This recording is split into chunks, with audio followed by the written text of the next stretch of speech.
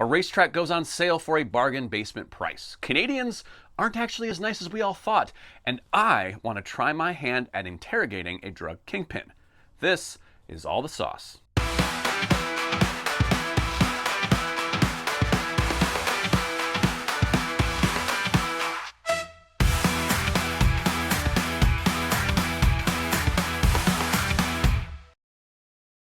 Welcome back to All the Sauce, where we read the motorcycle headlines so you can simply watch them. Here's everything you need to know for January 29th, 2026. A few weeks ago, we reported on this ultra-rare cache of motorcycles that was seized by Mexican and American authorities, allegedly owned by Olympic snowboarder turned wanted drug kingpin Ryan Wedding. The collection included what appeared to be several one-of-a-kind MotoGP race machines, but their validity hadn't yet been verified, and Wedding was still at large, so it's not like we could ask him.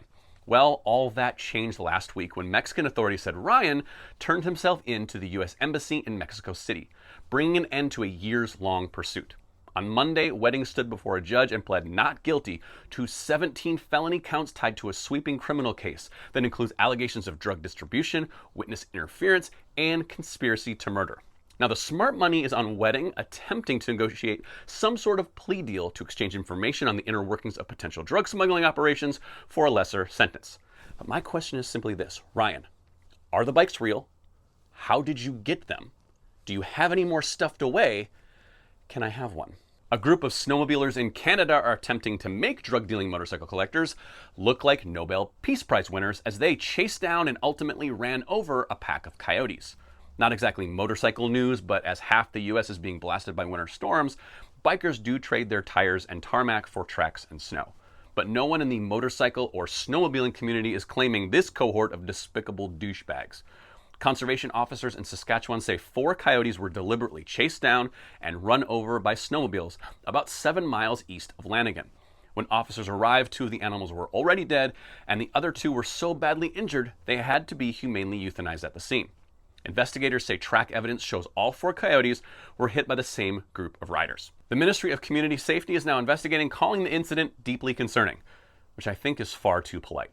Now, they're asking for help identifying those responsible. So if you have any information about this incident, please contact authorities so these scumbags get what's coming to them. And now to round out our apparent law and order portion of this video, New Jersey's governor has signed a new bill into law this week that will require licenses, registration, and depending on the bike, insurance to legally ride an e-bike anywhere in the state.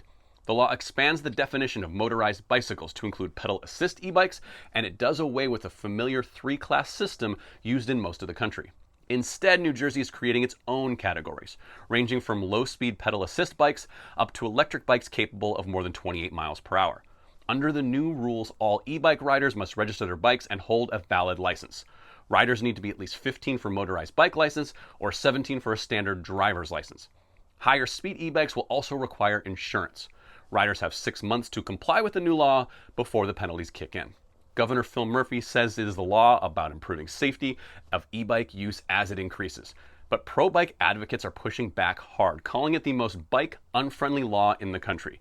They argue it hurts retailers, confuses riders from other states, and fails to address the real issue: high-speed electric motos involved in serious crashes. Michelin drops the brand new Anarchy Adventure 2 tire, which opens the road to a new generation of adventure touring tires, combining reliability, comfort, and performance. The tire is designed predominantly for on-road use with confident off-road capability. Now available worldwide, this tire becomes the flagship of Michelin's adventure touring range, alongside the Michelin Road 6, the Michelin Anarchy Road, and the Michigan Anarchy Wild tires. Engineered mainly for on-road use with confident off-road ability, the new Michelin Anarchy Adventure 2 tire is designed for demanding riders seeking peace of mind on the road and the ability to escape for the adventurous ride. The features include an enhanced wet grip, improved longevity, superior riding comfort, and proven versatility. The launch of the Anarchy Adventure 2 tire forms part of a comprehensive plan to make Michelin a major player in the adventure segment by 2030. Chuckwalla Valley Raceway, yes, that Chuckwalla, is officially up for sale. About 170 miles from Los Angeles puts this gem of the desert about 2.5 hours from pretty much everything, but still pulls driving schools and motorcycle racers from all over the country. The track itself is modern and well kept, with a paddock, garage spaces, on-site front office, cabins for overnight stays, and even a gun range. One drawback to the facility is that there isn't really a true kart track, but it does come with its very own mile-long paved runway, or as the local motorheads like to call it, a drag strip.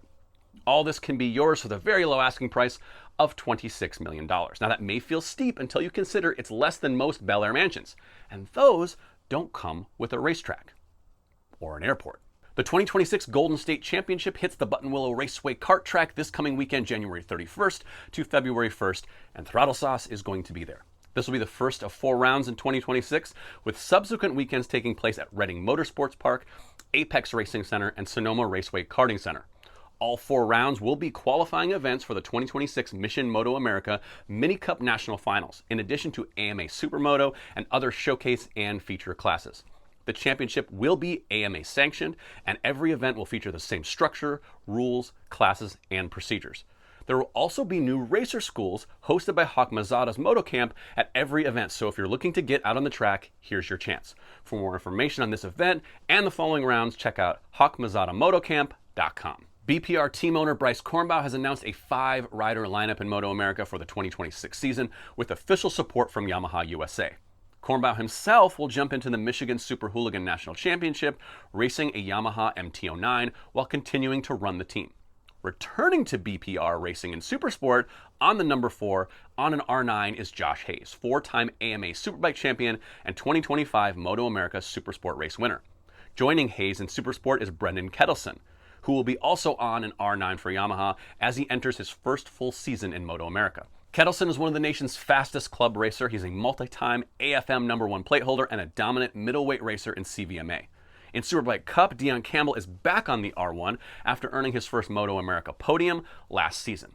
And rounding out the team in Super Hooligan is fan favorite Andy DeBrino, who returns to the MT-09 after a podium finished and a lap record pole lap at the Ridge in 2025. The provisional grid is growing for the inaugural 2026 Harley-Davidson Bagger World Cup. The race weekend format is locked in, and ticket packages are now on sale for all 6 rounds.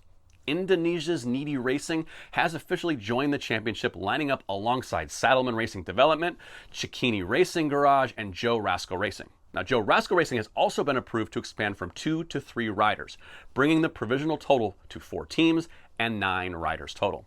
Harley-Davidson and MotoGP have confirmed the weekend format, with Fridays featuring free practice. Saturdays will be qualifying, with race 1 run after the MotoGP sprint, and then race 2 on Sunday. And now it's time to venture into the motorcycle rumor mill with a segment I like to call Throttle Sauce Paddock Talk. MotoGP silly season might be early, but this year it's already getting loud. A few weeks ago, we mentioned rumors that factory KTM star Pedro Acosta may have already signed a deal with Ducati for 2027 and beyond.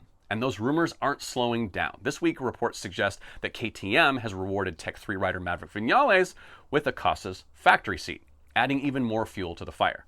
Now, Viñales also has been turning heads on social media, posting training videos with his new rider coach, MotoGP legend Jorge Lorenzo. Now, to be clear, there's no confirmation of any of this. So is it true? Who knows? But with most of the MotoGP paddocks sitting on contracts that do expire at the end of the 2026 season, this is just the beginning. We'll do our best to keep up. And finally, it is time for this week's Throttle Sauce social media sauce of the week. This week's clip comes from Instagram user The Motor Wheel, showing some one-wheel racers doing their best motocross impressions, and reminding me why I ride on 2 wheels. Well, that does it for this week, and as always, let us know what you think of any of the stories we've covered, and make sure you follow, share, like, subscribe, mash all the buttons so you stay up to date with everything Throttle Sauce. If you're in the business of motorcycles and have a press release we need to see, or you're a rider with a saucy clip you think deserves to be featured here, hit us with an email at pressreleases@throttlesauce.com. And until next time, that's all the sauce. Let's go. I wake up to a little bit of drool on my pillow, feel like it's gonna be a bad day. Yeah, I'm tired of shit, and the car, yeah, hold my beer for a minute.